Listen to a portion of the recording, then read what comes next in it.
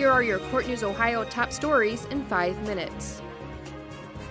Professional athletes pay local income taxes to cities where they play games, but 2 former football players disputed the way Cleveland taxes non-resident athletes to the Ohio Supreme Court justices on January 14th. One Chicago Bears linebacker requested a refund of taxes he paid to the city, which bases taxes on a games played system. He played in 1 game against the Browns and had to pay local taxes on about 5% of his income. He claims Cleveland is the only city that charges taxes this way, and had the more common formula similar to other cities had been used, he would have paid taxes on a little more than 1% of his income. And a former Indianapolis Colts player argued that he shouldn't have to pay taxes for games he never attended.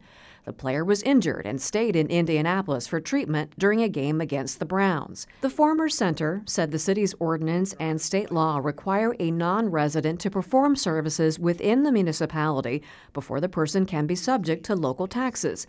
He further argued that it's unconstitutional for Cleveland to impose taxes on someone who was never physically present in the city. The justice's decision on this case will be announced on the Supreme Court website at sc.ohio.gov.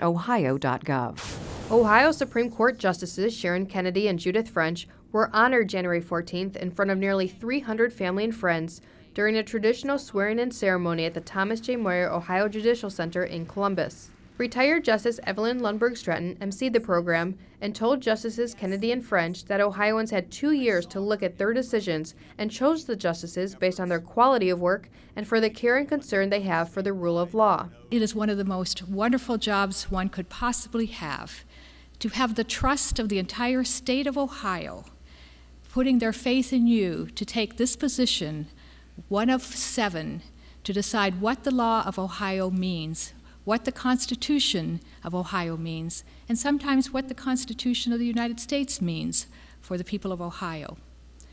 But you've elected 2 fine people to return them to the bench to make these decisions. Chief Justice Maureen O'Connor administered the oath of office to Justice French, who was appointed to the court in December 2012 and began her first full 6-year term on January 2nd. Justice French thanked former teachers and current mentors for guiding her on her path to sit on the state's highest court.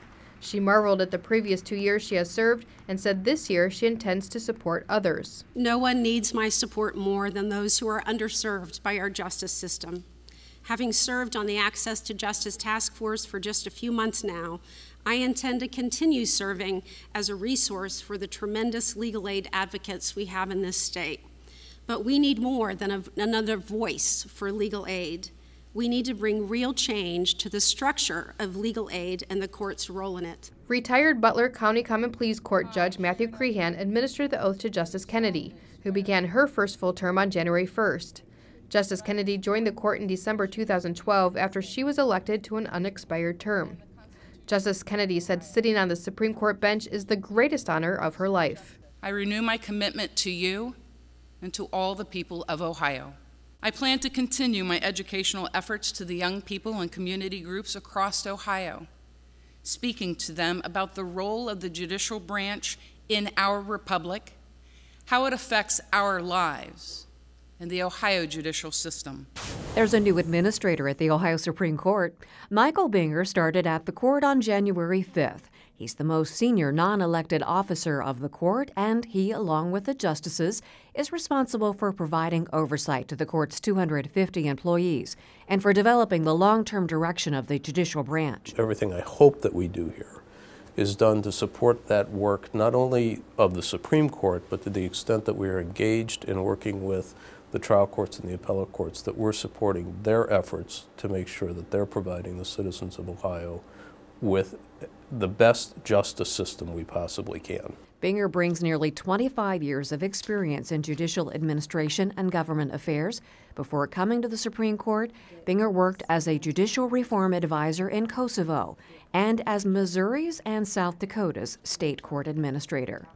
Now Ohio's court administrator, Binger said he will focus on court innovation and service to court staff. He is a University of Dayton alum and received his law degree with honors from St. Louis University School of Law.